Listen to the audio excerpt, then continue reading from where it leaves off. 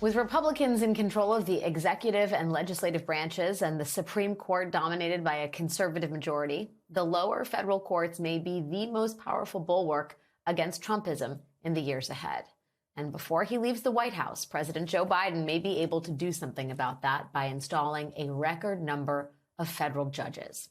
Donald Trump sent the current record, confirming 234 federal judges in his first term in office. But Joe Biden is a close second, having already confirmed 215 judges, including 3 just this week. And he is not done. Senate Majority Leader Chuck Schumer told Democrats yesterday to prepare for a final push to confirm as many judges as possible in these last few weeks before the next Congress begins. That effort got a boost yesterday when Senator Joe Manchin of West Virginia signaled that he is willing to back Democrats' judicial nominees, even those without Republican support, because, as Manchin said, we are in different times right now. Yes, we are, Joe Manchin. Joining me now is Lisa Rubin, MSNBC legal correspondent and dear friend of the program. Lisa, thank you for spending some time here on your Friday night. Let me just first get to, the notion of the lower courts and from your bigger, the 30,000-foot view here, how essential they can and should be in acting as a guardrail to Trump's most potentially unlawful measures during a second term. Alex, when I think about what a Trump second term looks like, the lower courts and particularly the district courts are imperative that they remain guardrails. And we saw that really during Trump's first term, particularly around the Muslim ban, around the attempts to add the citizenship question by the Census Bureau. There were any number of attempts made by the Trump administration to change policies in ways that felt blatantly unconstitutional. And of course, our district courts were the first lines of defense, and in many cases issuing what then Attorney General Bill Barr complained about, nationwide injunctions that prevented those policies from taking place and being implemented. I mean, it seems like we should hold out hope that those courts will do what they're supposed to do, regardless of who the judges are, partisan, or that they're not acting in partisan fashion, right? The reality is that, independent and apart from these, judgeships that we're talking about, the looming prospect of Trump 2.0 is shaping judges' decisions in ways not really seen before. And I'm talking particularly about January 6th defendants and those who've been convicted of crimes, right? There are 2 judges that have already delayed sentencing for January 6th rioters over the assumption that they're ultimately just going to get pardons from Donald Trump. Can you talk about how unusual that is for judges to preemptively assume it's pointless to sentence someone convicted of a crime? I'm not really aware of any other analog, but before we condemn those judges and say that they're just throwing up their hands and feeling helpless, I want to provide a counter view about what might be going through their minds. In the District of Columbia, where all of these cases are situated, the courts have been entirely overwhelmed by January 6th and the caseload that it has brought upon these judges. And that means for other litigants, they are having to wait longer to have motions disposed of or to go to trial. It has literally clogged up the federal courts in D.C. So if I'm a judge thinking through what my caseload looks like, who else is waiting for trial, I might not want to use judicial resources right now on a case where I know the defendant is going to get pardoned, particularly if it means delaying justice for someone else and if it means calling in jurors whose efforts are only going to be futile several weeks to months from now. Think about how that affects potential jurors out there in D.C. to see 12 of their peers stand in judgment of someone only to have it wiped clean later. Doesn't really inspire confidence in the concept of jury service, which, as you and I know, next to voting is one of the most elemental things about our democracy.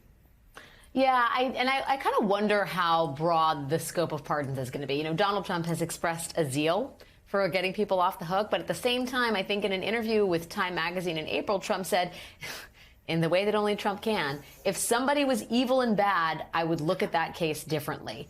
I mean, it's hard to expect the naturally unexpected whims of Donald Trump, Lisa, but would you expect that someone like Enrique Tarrio is going to get off the hook here? I mean, how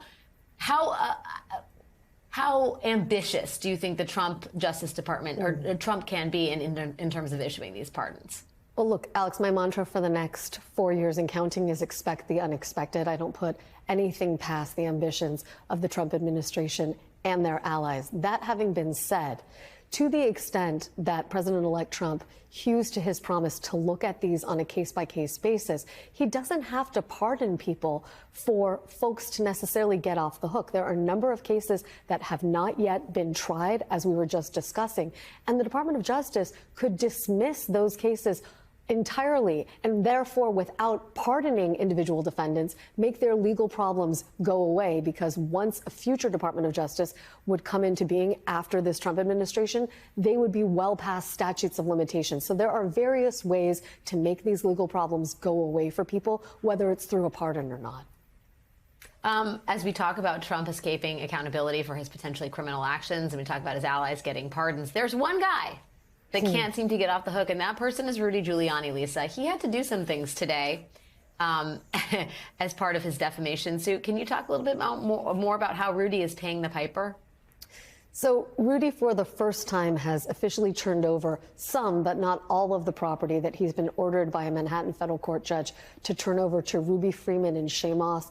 They are the two Georgia election workers that he defamed when he accused them of essentially passing a thumb drive full of ballot information back between them. It turned out to be a ginger mint, and he ruined their lives in the process. And he now owes them $148 million per jury verdict in D.C.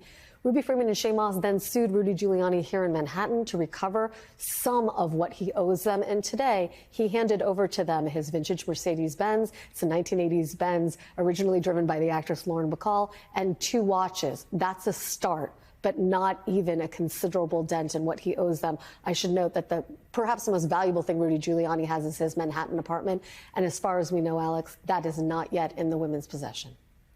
Let's just focus for the moment, in this climate, on the fact that Rudy Giuliani had to hand over a vintage Mercedes-Benz, a watch, and a ring to Ruby Freeman and Shay Moss. There is just the beginning of a little justice in that case. Lisa Rubin, thank you for making the time tonight. I appreciate you. Thanks for having me.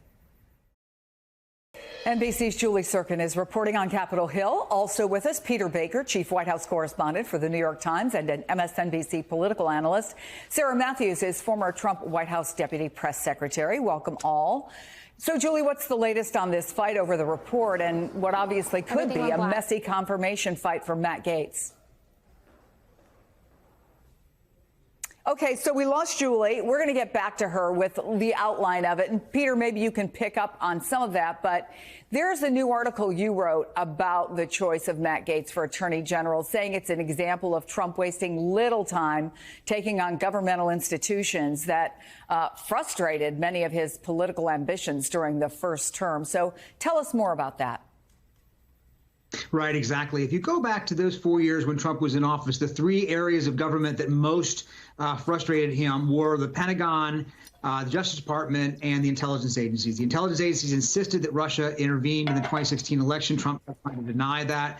The Pentagon, the president refused, or at least resisted, the idea of being used to go into the streets after George Floyd and be used against protesters, violent protesters, and even talk of being used against domestic political opponents. And of course, the Justice Department in the end refused to go along with Trump's effort to overturn the election by saying that there were problems with the election when there weren't.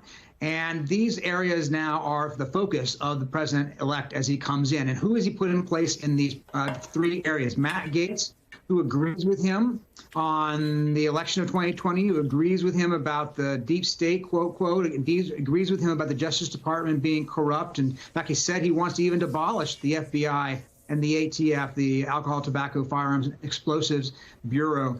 And who is he put in the intelligence agency? Tulsi Gabbard, who often echoes Russian arguments when it comes to issues like Ukraine and has been a skeptic of the intelligence agencies herself. And at the Pentagon, of course, Pete Hegseth, the Fox News commentator, who has defended a war criminal and also talked about purging generals who are not loyal to the president. So that's the big picture. Julie, give us the immediate picture. What's the latest on this fight over the report and what could be obviously a difficult confirmation fight for Matt Gaetz? Yeah, Chris, it will be a very steep climb, in the words of one Senate Republican, to get that Republican's vote and many others. This person predicted that there are more than 10 Republicans who would vote against him. At this stage, you and I both know when the rubber hits the road and when the calls come from President-elect Trump, things might get a little bit different. But I did hear from House Speaker Mike Johnson, who said today, after his trip to Mar-a-Lago last night, after presumably he spoke with President-elect Trump, that he changed his tune, perhaps, now weighing in on whether the House Ethics Committee should or shouldn't release that report. Listen. I do not. No, I think it's a terrible breach of protocol and tradition and the spirit of the rule. The rules of the House have always been that a former member is beyond the jurisdiction of the Ethics Committee, and so I don't think that's relevant.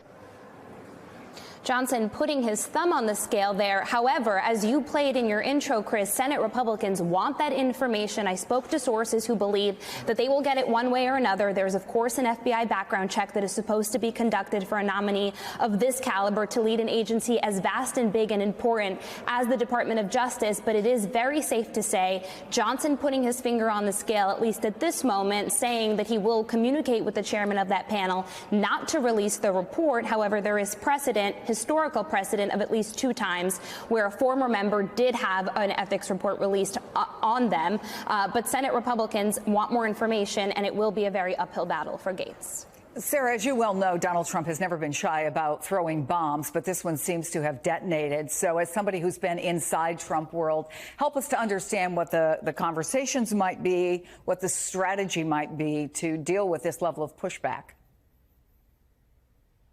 I think that right now, all of the pushback that they're seeing from choosing Matt Gaetz as Attorney General is probably making Donald Trump even more sure that this is who he wants for this job, because he doesn't want someone who's going to please the establishment. He wants someone who's going to be a loyalist and who's going to do his bidding at the Department of Justice. He doesn't want an independent DOJ. And so that's very clear with this selection. And I do think, though, it's really telling, though, that if I were Matt Gaetz, I would probably want a report out there that would absolve me from any wrongdoing. But the fact that they're fighting this so hard, that you have the Speaker of the House weighing in, which I would note, I believe is a breach of protocol. He likes to talk about that when he said that we shouldn't be releasing a report about a former member of Congress. But I believe that the Ethics Committee and the Speaker's office should be completely separate. And so the fact that he's weighing in now after saying just a couple days ago that he shouldn't be a part of any of those discussions is very telling. I think that he's getting those marching orders from Mar-a-Lago. They know that this would be damaging for their nominee, and this is who Donald Trump wants in this position. And so I think they're going to do anything they can, whether that's trying to do a recess appointment or trying to make sure that this report doesn't see the light of day. Well, former House Speaker Kevin McCarthy, Sarah, has a theory. We've heard this a little bit from some other folks as well about Trump's strategy, and was talking about just generally Trump's picks overall. Let me play that. What do you make of the choices so far? I think the choices are very good except one. Look, Gaetz won't get confirmed. Everybody knows that. You say Gaetz will not be confirmed. No. Why bother with the nomination then? You can talk to the president, but it's a good. How are you reading It's a good deflection from others, but it also gives. I'll let it stand with that. So if you have multiple controversial nominees, could this be a deflection? Again, based on the time you spent with Donald Trump and in his orbit, is that the kind of strategizing you think he might do? I think it's kind of hilarious, all this discourse out there about, oh, Donald Trump is playing 4D chess. He's putting up a crazy nominee knowing that it will fail. So that way, then he can put up his second choice and the Senate will have no choice but to confirm them. That's not what's happening. He knows that he is drunk on power right now because he feels like he was given a mandate by winning the popular vote. He has control of both chambers of Congress, and he doesn't have to worry about running for re-election. So in this term, he wants to put up the people that he wants. OK, so it is not some 4D game of chess that he's playing of trying to put out a sacrificial lamb like a Matt Gaetz for AG. And so that way his other nominees can squeak through. I don't think that's that's what's happening. I think he genuinely wants Matt Gaetz in this role, and he's going to try to do everything he can. But I think that some of these senators might not go for it. I don't think we're going to see them push back on some of the other more controversial nominees like a Tulsi Gabbard at ODNI or RFK Jr. at HHS as forcefully as I think they'll push back on Matt Gaetz as AG. I think that if they're going to reserve their political capital and if they're going to tank one nomination, it's probably this one for AG. Joining us now, president and founder of the Eurasia Group and G0 Media, Ian Bremmer. The Trump campaign's not commenting on this either. Is there any reason to believe that they would tap Musk as an emissary to Iran? We don't have diplomatic relations, but he is a private citizen.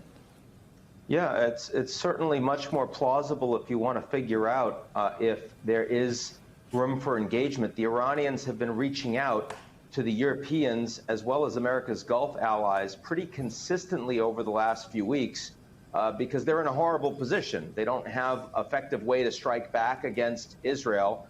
They know that their energy resources, their nuclear capabilities, and their leadership potentially vulnerable to being targeted, and that President-elect Trump is really interested in facilitating that. So they've been reaching out.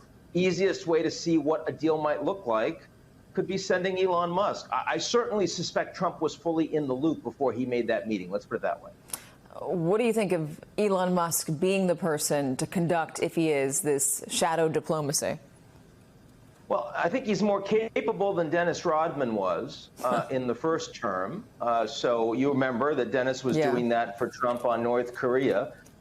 He also has a lot more influence, both influence globally as well as maybe influence in favor of his own business interests. So this is unprecedented territory for U.S. diplomacy. You've also seen, of course, that Musk was on the phone with Zelensky together with Trump. Now, Musk, as a private citizen, has done more for Ukraine than any other private citizen in the United States, maybe in the world. Given Starlink and the fact that Zelensky would have a hard time functioning militarily without it. But more recently, he's also promoted a lot of Kremlin talking points against Zelensky in trying to end the war. For me, the most interesting point going forward is whether or not Elon Musk is going to be on Trump's first phone call with Xi Jinping. Because, you know, Katie, when I think about U.S.-China relations, I see a large number of Trump appointees that are among the most hawkish on China. I see Trump, who talks about tariffs, but also is inclined to cut deals with anybody if a good deal is there for the offing. And, you know, Kissinger's dead. The only person in the world that has access to both Xi Jinping and the president-elect happens to be the richest man in the world. So we're going to be talking about this a lot going forward. I'm curious to just stick on Iran for another beat. You know, I heard it said by a very high-ranking leader in the Middle East that maybe the way forward is to change the posture on Iran, because Iran is the one backing these proxy groups. Iran is the one that's threatening to destabilize everything by, you know, backing the wars in Gaza and the Hezbollah in Lebanon, et cetera. And maybe a change in posture toward Iran going forward would be enough to normalize things or stabilize things in the Middle East, allow Saudi Arabia to make that deal with Israel to normalize relations. Well, first of all, the deal between the Saudis and the Israelis, everybody in the U.S. wants, the Democrats and the Republicans. The Saudis aren't yet prepared to accept that because their precondition is a two-state solution for the Palestinians. That's at least what Mohammed bin Salman and his foreign minister, Prince Faisal, are saying, as long as the war in Gaza is going on. Might that change when Trump becomes president and if we no longer see an active war? Might. It's certainly possible. So everybody wants to see that agreement. That's not right now in the ability of the Americans to make happen. For the Iranians, they're in an untenable position. They really have two choices. They can either reach out and try to normalize and stabilize relations with the rest of the world, and their newly elected reformist in Iranian context, President Pezeshkian, clearly is interested in that. The other option is go nuclear. And, you know, otherwise there's no deterrence. The big deterrence that the Iranians had historically to prevent the Israelis from attacking them, the Americans from attacking them, was Hezbollah. the most powerful non-state military actor in the world. And the Israelis have just shown the Iranians and everybody else that they can act with impunity against Hezbollah, and Hezbollah can't do very much in response. So, right now, the Iranians are out of options, and they've got a supreme leader that's like 85 years old, probably with stomach cancer. How are they going to handle that transition? They've got a population that is pretty restive, that demonstrates a lot. It's harder and harder for them to use repression against them effectively without getting more and more social instability. So clearly, this is a time that if the Americans wanted to see what a deal from Iran might look like, would it be considerably larger in scale and give than what Obama multilaterally was able to negotiate with the old JCPOA, the Iranian nuclear deal, which Trump, of course, unilaterally pulled out of. It's worth exploring that. Yeah. And again, I would rather have that done through official diplomatic channels. But the fact that Elon had that conversation, I do think it is more likely that it facilitates where the U.S. might want to see an Iran relationship go than any other options that Trump has right now. Yeah, it seems like there might be some opportunity in the Middle East for this next administration, should they choose to pursue it. Ian Bremmer, thank you very much for joining us. So the new cover story for next month's issue of The Atlantic offers a sprawling examination of how the Ivy League broke America. In it, contributing writer David Brooks argues 6 main points. First, the system overrates intelligence. Success in school is not the same thing as success in life. The game is rigged. The meritocracy has created an American caste system. It has damaged the psyches of the American elite, and it has provoked a populist backlash that is tearing society apart. And David joins us now. David, a fascinating and important piece. Let's start with that last one, coming after the election, of course, where it does seem like a lot of what fueled this Trump vote, and he saw gains across the board, was sort of an anger, a backlash, a populist anger at the nation's elites. Yeah, first, thanks for summarizing a 12,000-word piece in 30 seconds. You guys did a fantastic job with that. I wish I'd thought of that. Brevity's our thing sometimes. Well, what's the big divide in American politics? It's the diploma divide. College-educated people are now trending sharply to the left, to the Democrats. High school-educated people are trending sharply to the right, to Donald Trump, and he rode a populist wave of anger from people with high school degrees and not college degrees. But that anger flows out of something. And it flows out of life in America right now. People with high school degrees die 9 years earlier than people with college degrees. They're 10 times more likely to die of opioid addiction. They make much less money. They're much less likely to marry, much more likely to divorce, much more likely to have kids out of wedlock. If you ask people, do you have close personal friends? People with high school degrees are 2.5 times more likely to say, I have no close personal friends. So I'm trying to describe a chasm in American society between those who have the advantage of a college degree and those who don't. And that chasm was created by policies that segregated people by bogus categories. And now the people who have been left out of that segregation system are revolting. And as we talk about the appointments and all the things that are really important that we're talking about today, we need to address the deep structural issues that gave us Donald Trump. Hi, David. Simone Sanders Townsend. I found this fascinating, if you will, your whole piece. As I was reading it, I'm like, David sounded like Bernie Sanders, because the populism undertones here are strong. I'm wondering how race plays into this, right? If you look at a number of surveys that were taken throughout the election, I think back to a Goldman Sachs survey specifically, and they surveyed, middle manager, upper manager Black women in corporate America and the majority of them surveyed said that they feel like they're living paycheck to paycheck.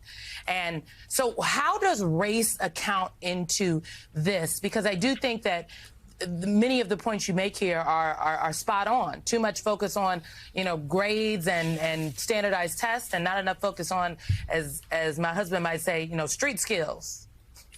Yeah, well, that's absolutely right. First, I have a buddy who worked for Bernie Sanders who's now razzing me for joining the Bernie Bros, so I'm a little alarmed by that, frankly. But, I do think the number of people living paycheck to paycheck and the way race plays into it. I would say one of the things that we have to have in American colleges is representation. representation of diverse communities. And when affirmative action was taken away by the Supreme Court, if you look at the statistics of how many black students there were, how many other kind of minority students, they're just not as many. And that's because they have one standard for getting into college. The one threshold before anything else gets considered at an elite university is how you did in the SATs. And that's a system that is rigged because the rich people can afford to spend tons of money on their kids and get them higher SAT students, higher tutoring. They can get them all these extracurriculars. They can boost their GPA averages. And so if you grew up in the top 1%, you have a 77 times greater chance of getting in the Ivy League than people making, say, less than $40,000 or $50,000 a year. So the whole game has been rigged so rich parents can pass their advantages down to their kids. And that's what's created this inherited meritocracy, which has led to a permanent divide in our society. And if you happen to be part of a community that, has suffered 400 years of slavery and discrimination, of course you're going to be disadvantaged by that system. And so we need to have a better system that actually represents ability. That's my core point here, is it's not, can you do well on a standardized test? That's fine. It's important to have a high IQ. If you're going to be an astrophysicist, yeah, you probably need one. But for most of us, what really matters is, are you curious? Are you a good teammate? Do you know how to make sound judgments? Are you kind? These are the things that actually matter in life. Are you creative? And somehow our system does not favor the things that really matter in life and favors the things that make you good in a classroom. Contributing writer for The Atlantic, David Brooks. David, thank you so much. The new cover story in The Atlantic and available to read online now.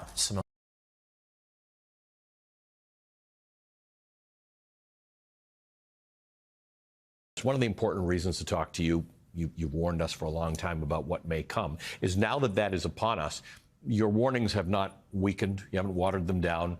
You are truly alarmed at what you've been seeing in the last week and a half.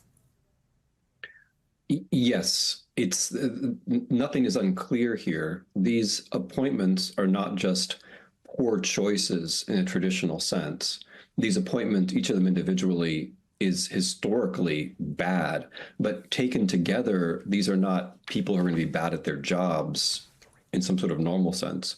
Taken together, these appointments suggest an attempt to actually make the American government dysfunctional, to make it fall apart, to pervert it, to have it do things that it's not supposed to do until it's not capable of doing anything at all. So, of course, one has to be attending to this.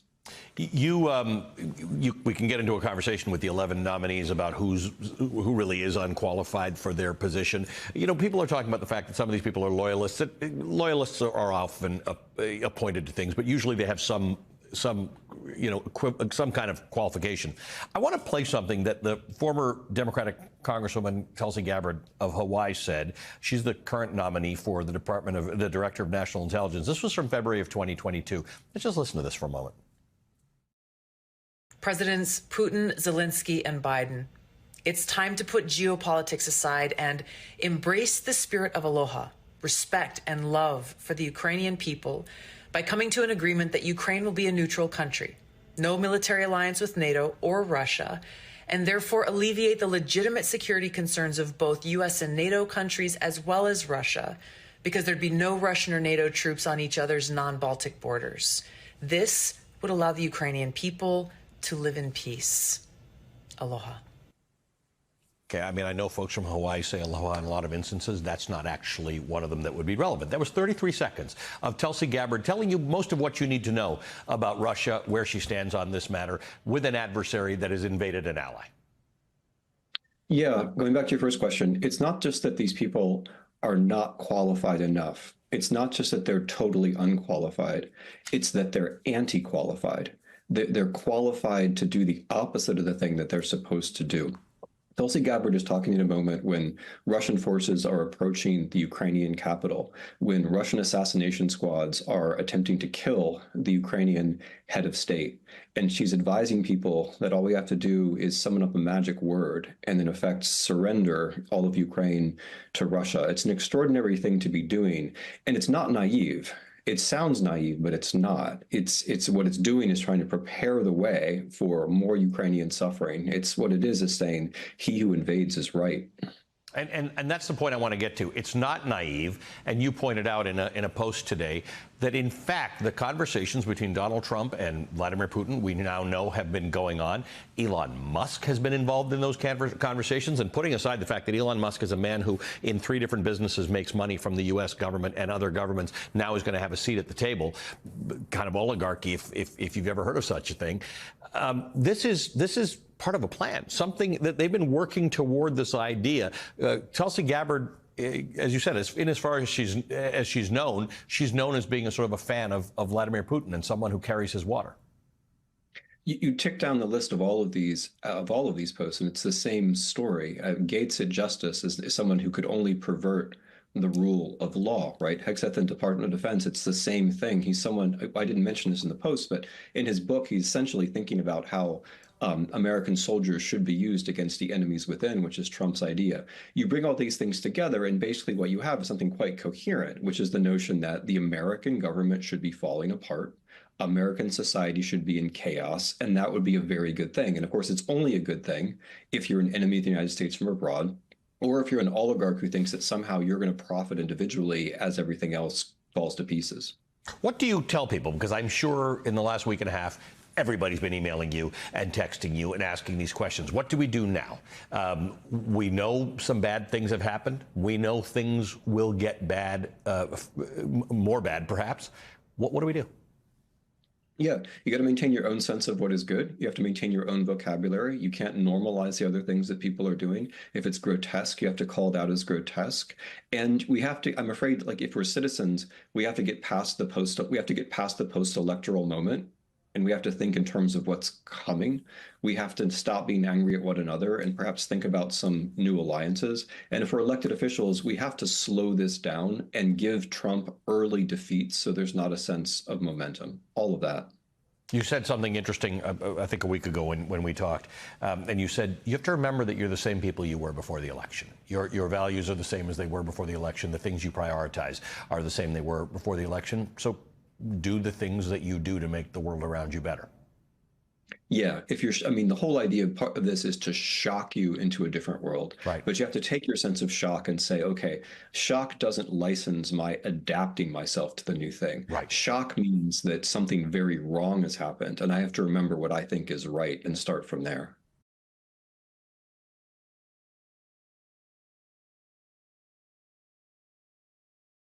Congresswoman Edwards, you served in the House Ethics Committee. Usually the work is confidential, as Julie was discussing. But what do you think? Will this report come out? Well, I think that, the House Ethics Committee conducts really serious investigations. I think inevitably this report is going to come out.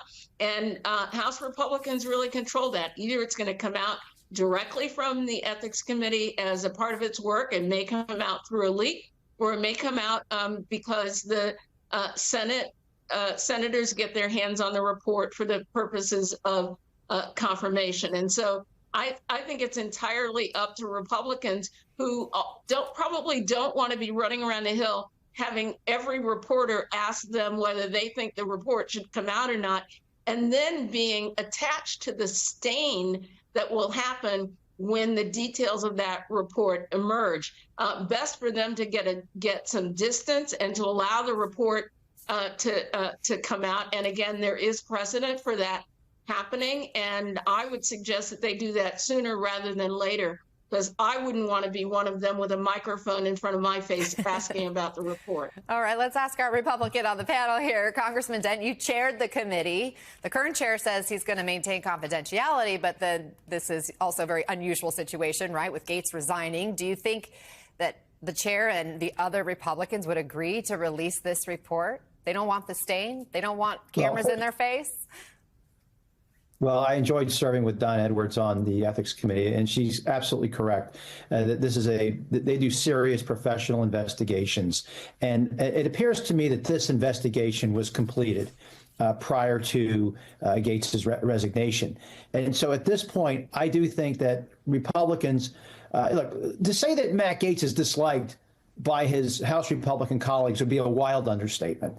There is no love for this man. among Republicans.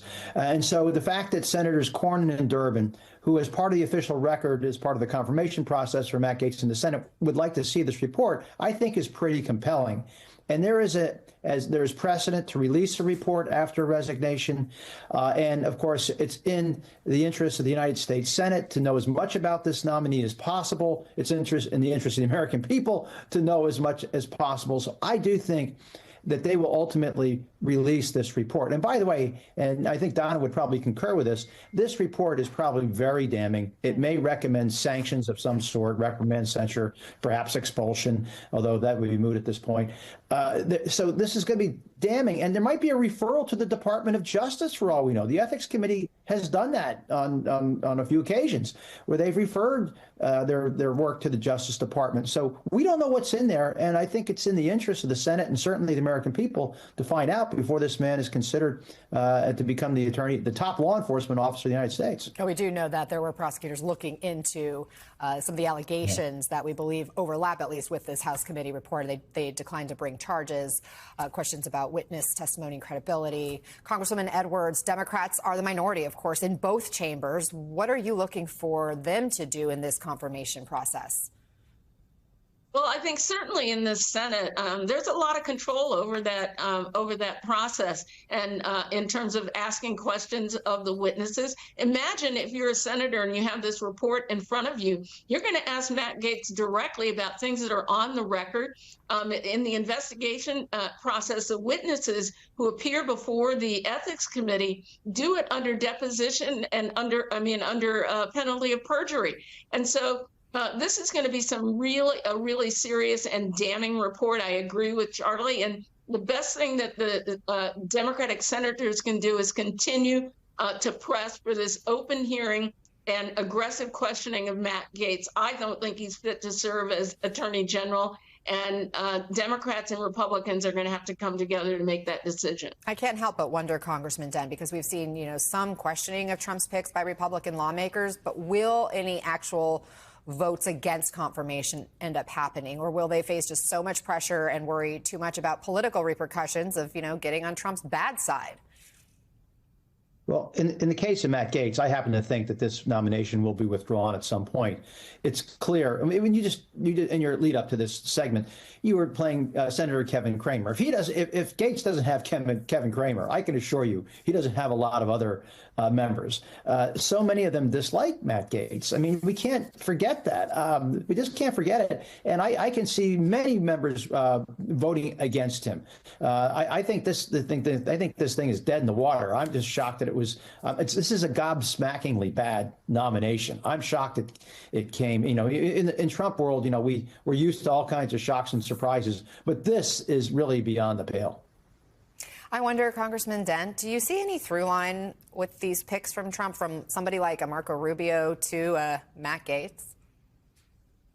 Well, yeah, look, some of the, Marco Rubio, is certain Mike Waltz. These are all people who are well within the mainstream and, are experienced and serious people. Lee Zeldin, I was surprised that he was nominated for EPA, but a serious person. So, some of these appointments are serious and, I think will go through as they should. And others, like this one, and RFK Jr., are highly problematic, to say the least, and really it seems like Trump is trying to take a blowtorch to the government with some of these nominations, and that's what is so alarming. He has a mandate of sorts, to secure the border, to deal with the economy, try to bring inflation under control. I don't think he has a mandate, to take vengeance, retribution against his enemies, and using folks like this, to carry out his will. Former Congress members Donna Edwards and Charlie Dent, thank you both very much. Happy Friday. Thank you. I know you're not going to believe this, but it's true. The midterm elections, I can't believe I've been saying this, actually started the moment Donald Trump won the presidential election. For the Democrats, who is going to lead the way forward? Well, it is up in the air. All right, Steph. We talked about it briefly in the last segment, but Republicans control everything. What should the next moves be for the Democratic Party? They don't even know who's supposed to be in charge, really. Well, let's just first talk to what they should do in reaction to what happens at the White House, right? And you already see Democratic governors coming together for this Governors Safeguarding Democracy, right, which is a level up from what happened in the last Trump administration. You saw a lot of attorneys general in the states suing the Trump administration. Maura Healey in Massachusetts comes in. She's now governor there, right? So they will react to certain policies that are put into place. And what were they going to react to? Immigration investigations. The immigration thing is the thing that I think is potentially the most volatile, because what if you enter a situation where you have federal agents going to Democratic states and cities to look for migrants? What do state officials do in response to that? And does that create I don't even know what that looks like, but that seems really volatile. Max, if Democrats are in the wilderness right now and they don't have power, who is there to hold the line and push back against Trump right now? So Hakeem Jeffries is the leader of the Democratic Party in my book, and I think that will come exceedingly into focus irrespective of the DNC chair race. He is the best messenger, the best leader, the best uniter in the party. What you're also going to see, though, is Abigail Spanberger and her 2025 Virginia gubernatorial race be a huge bellwether for the future of the party. Then Wes Moore's 2026 and Josh Shapiro's 2026 gubernatorial races, which they'll use potentially to start off a presidential race. All of these are going to be really, really significant, but perhaps the most important thing will be what is the message that unites the midterm elections for the Democrats. In 2018, it was anti-corruption. In 2006, it was actually the same. Both times the Democrats flipped the House. I suspect that they will come back to some message in opposition to what is going to be rampant corruption in the Trump administration. What is deregulation to one person, what is cutting red tape to one entity, is a massive profit boom to somebody else. And that's going to be a very key message in this. Yeah, that's also the whole hustle with tariffs. It's not who's getting tariff. It's not who's being faced with a tariff. It's who's getting an exception. Another line of defense is the media, is journalists. We know that that's a check on the president and his power, but Donald Trump is already using his usual playbook, right? Threatening to file a lawsuit, pushing the idea of pulling broadcast licenses. Even if he doesn't do it, the mere threat or fear of it, does that end up putting the media or parts of the media in a position that they start to censor themselves or fear Donald Trump or just pull it in? Well, we saw the Washington Post and we saw the LA Times before the election, I think, pull it in some. And I think that there's going to be all kinds of intimidation, review of FCC licenses. I think where they will really take it to the media is the major media companies, Paramount, which owns CBS, NBC, which owns Peacock, and Warner Brothers Discovery, which owns Max. These are streaming services which are in many ways the futures of their company, and all have said they need some kind of merger, joint venture there. And the government's ability, given his distaste for the news organizations that are also owned by those companies, to keep that from happening while everybody says, oh, this is going to be a great environment for mergers and acquisitions. When it came to AT&T's acquisition of the company that owns CNN, he had no problem basically keeping the antitrust division in a position of letting that happen, and it finally happened a year and a half later through the courts. But so that's going to be a major hitting the business side of these companies will hurt the companies for sure. But how is that going to trickle down to me and my job and what I do every day? It's not. What would have a chilling effect is if individual reporters are targeted for stories that they do. And that is a threat that's out there, but it's also a threat that gets the base all excited because they don't trust us and could be just something that was said. So Mary, can I just give you an example? Yeah. 3 days after Donald Trump won, as soon as Donald Trump won, I sent him a note and I said, congratulations. Okay? I root for the country. Let's see what happens. Somebody very close to him in his inner circle called me yelling and screaming about the media and this and that. And they said to me, I want to remind you of something. And I was all ears. And they said, don't ever forget, if you hit Donald Trump, he'll hit you back twice as hard. But if you love him, he'll love you even harder. The reason this is such a ridiculous notion is we shouldn't have the president loving us or loving us harder. That's actually gross, right? And the president went on to say, look at the success Kim Kardashian and Van Jones had working with that administration. They went there as criminal justice activists, right? We're their reporters, journalists covering the White House. So how are we going to do this when that's their mindset, right? When the outgoing call is, Steph, you gotta love him harder. But like, so this is a more fundamental problem I think we're gonna have to deal with, which is like, this is Trump 2.0. Frankly, there are two things going on. Journalists are exhausted. Journalists are facing those kinds of calls. And also, it's a completely different media environment. Last time around, it rained for the media when Trump was in office. It was a huge boon. That is not our media climate right now. I don't think we're going to see the huge amounts of money pouring in. I don't think anyone thinks the Washington Post, especially after what just happened, is like the savior of democracy here. So those are two problems that I think it's almost like the media could quiet itself, and that worries me. I don't think the media is going to be meaningful constraints on Trump, nor do I think the minority in the House and the Senate are going to be meaningful constraints. I think the one real constraint on him, because he loves ratings, is going to be the bond market and its impact on the stock market. When it comes to deportation, when it comes to excessive tax cuts, when it comes to excessive tariffs, all of that is going to be wildly inflationary. The bond market's not going to tolerate it. The bond market, driving interest rates, mortgage rates, et cetera, is going to have a real damaging effect on the stock market. That he will pay attention to. But Max, beyond just the media, right? So during the Trump administration, the first one, the media, you know, put their belts on. Let's go. We're going to fact check and we're going to cover the hell out of them. And America was watching. They were engaged. They cared. Right after his first inauguration, the Women's March was the next day. And then the March for Science. And then, I mean, over and over. Right now, people are exhausted, worn down. Many, many Democrats, volunteers felt like they put it all out there and they are burying their heads. Sure. Do you think that's going to last? Or do you think come January 21st, Americans are going to start to get re-engaged and say, hold on a second? So to a certain extent, that's good for the future of the Democratic Party, that we not go through this period of resistance, but actually go through a period of rebirth. Because clearly what we saw for 8 years is that you can't have a successful long-term party that just exists as the anti-MAGA party that somehow it can include under its umbrella the Cheney family and AOC.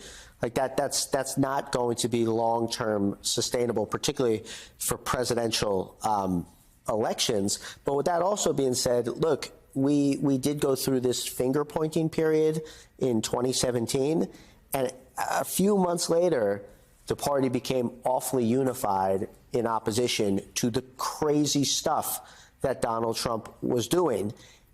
And it's clear as day right now that, yes, they may be more effective and organized, but they ain't less crazy. And so you will see, I think, a strong political opposition that will translate into electoral victories in 2026. One of the most provocative things I've read in the last couple of weeks was an op-ed in The Bulwark that basically argued, you need to let Trump be Trump. Do not help him. If he wants to deport people, okay. If he wants RFK to lead HHS, let him do it, because the people voted for this. Now, I have issues with this. I think it's a very privileged position to say that.